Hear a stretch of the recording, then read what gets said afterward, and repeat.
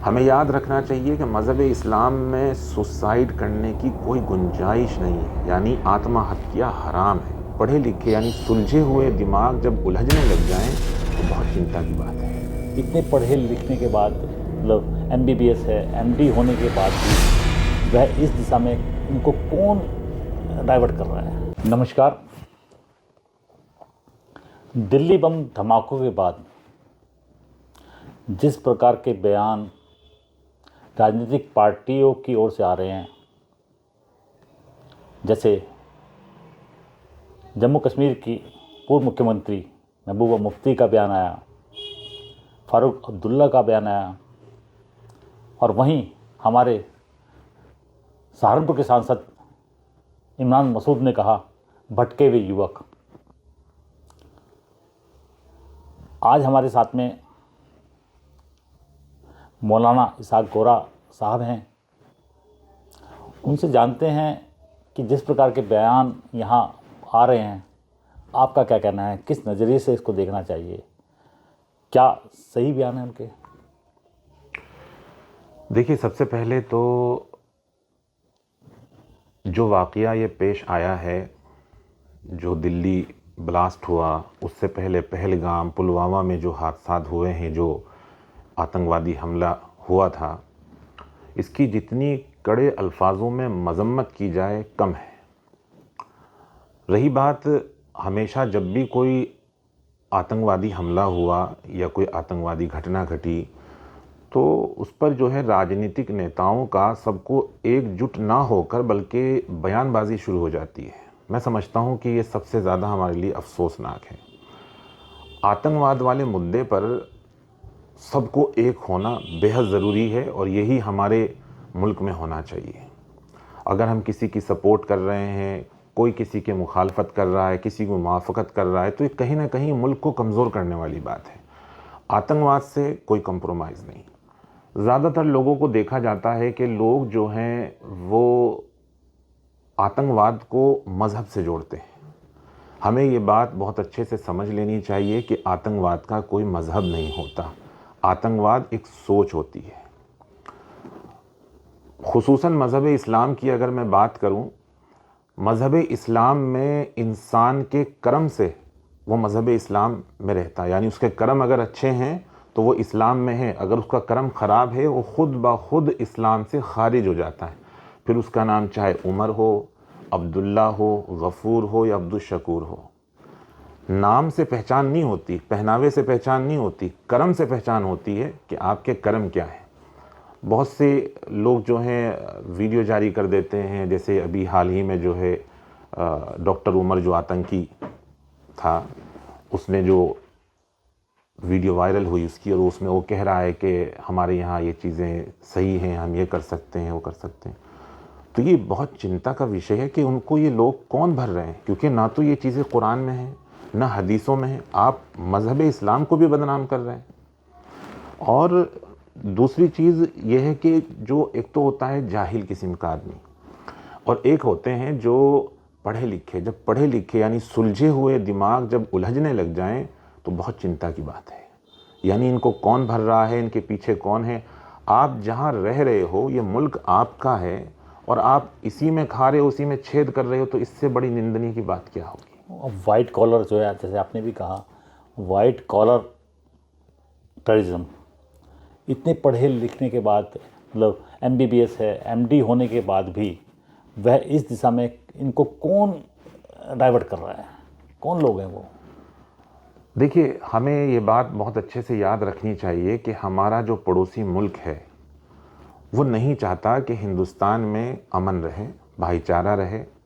आपने आज से कुछ साल पहले भी देखा होगा कि एक पड़ोसी मुल्क के एक राष्ट्रपति यहाँ पर आए थे दिल्ली में, उन्होंने अनाप शनाप बका था, तो उसके जवाब में एक मौलाना ने उनको जवाब दिया था, मौलाना महमूद मदनी साहब ने।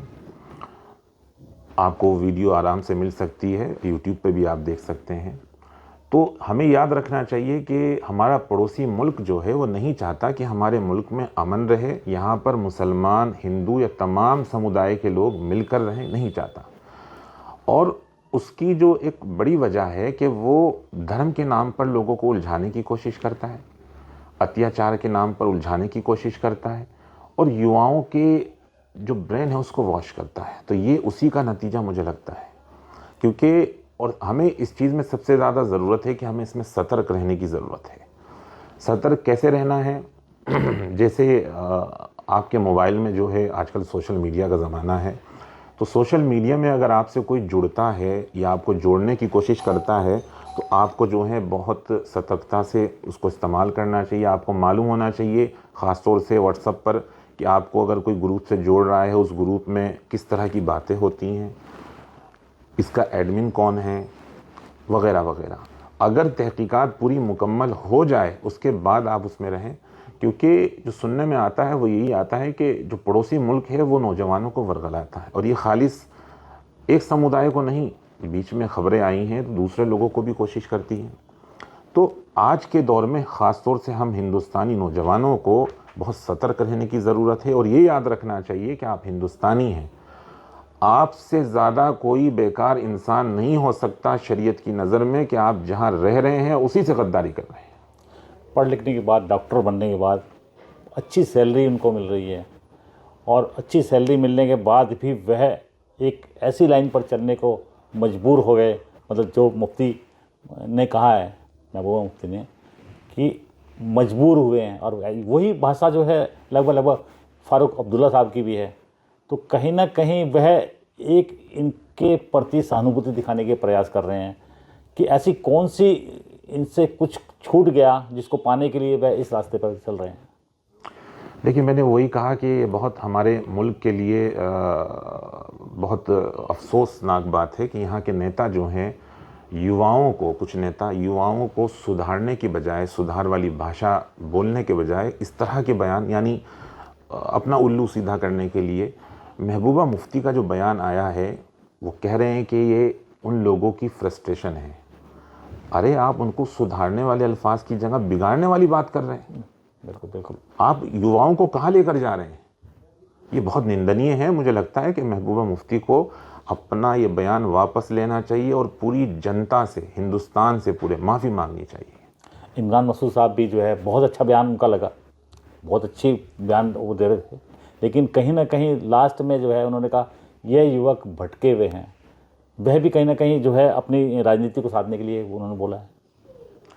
देखिए, सांसद इमरान मसूद ने जो ये बात कही है कि भटके हुए हैं, उन्होंने किस एंगल से ये बात कही है इसकी वजाहत तो वही देंगे बेहतर तरीके से। अलबत्ता हमें ये चीज़ याद रखनी चाहिए कि लोगों को वर्गलाना, भटकाना या उनको जो है घुमाना, ये सब चीज़ें एक कैटेगरी में आती हैं। तो युवाओं को जो है ये चीज़ें करने की कोशिश की जा रही है। हो सकता है इमरान मसूद ने जो है इसी पर्पस से कहा हो। बहरहाल ये उनका बयान है, वो खुद अपनी इस चीज़ की वजाहत करेंगे। पर मैं यही कहूँगा कि आज के वक्त में युवाओं को बहुत सतर्क रहने की ज़रूरत है, बहुत ज़िम्मेदार नागरिक बनने की ज़रूरत है और मज़हब इस्लाम की सही तालीम हासिल करने की ज़रूरत है। आप किसी के भड़काव में मत आएँ। और मैं इस चीज़ के उसमें हैरत ज़दा हूँ, मैं नहीं बल्कि पूरा देश है, कि पढ़े लिखे लोग, पढ़े लिखे यानी एक बहुत उच्च, एक तो होते हैं नॉर्मल डॉक्टर, एक होती है जो अच्छी बड़ी डिग्री हासिल करने के बाद भी वो इस चीज़ में मुलविज़ हो रहे हैं। तो कहीं ना कहीं हमें आज ज़रूरत है कि हम लोगों में काउंसलिंग करें, लोगों को समझाएं, उन्हें बताएं। और जो मज़हबी इस्लाम की जो एक छवि बनाने की कोशिश की जाती है, तो हमें बहुत अफसोस होता है इन चीज़ों का।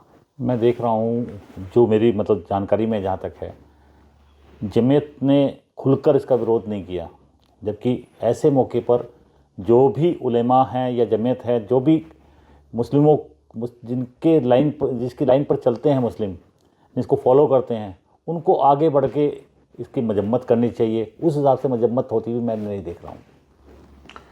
देखिए, बाज़ मर्तबा ऐसा होता है कि हमारी नज़र उस तक नहीं पहुंच पाती जहां पर पहुंचनी चाहिए। ऐसा नहीं है। इस वाक़ये से जितने भी जो बड़े संगठन हैं, बड़े उलमा हैं, सब लोगों ने इसकी मजम्मत की है, क्योंकि जो बड़े उलमा हैं और बड़े संगठन हैं वो जानते हैं कि मज़हब इस्लाम की तालीम क्या है, मज़हब इस्लाम ने तालीम क्या दी है, मजम्मत की है। देखिए, आपके नज़रिए में एक बड़ी मजम्मत कितनी होती है वो आप जानते हैं। मेरी नज़र में मजम्मत क्या होती है? मजम्मत होती है, यानी एक निंदा होती है। बहरहाल, इस वक्त मैंने वही कहा कि तमाम हिंदुस्तानियों को एक हो जाना चाहिए। आतंकवाद से कोई कॉम्प्रोमाइज़ नहीं है। हिंदुस्तान पर अगर कोई आँच आएगी तो कोई भी बर्दाश्त नहीं करेगा अगर आप हिंदुस्तानी हैं। क्योंकि इसका जो पूरा जो गरीब मुसलमान है, जो अनपढ़ हैं, वो कहीं ना कहीं उनका प्रभाव पड़ता है इसी को लेकर। जो जिस प्रकार के बयान और जिस प्रकार के उसने वीडियो जारी करी, तो वो कहीं ना कहीं इसको जो आम मुस्लिम हैं उन पे कहीं ना कहीं प्रभाव डालते हैं।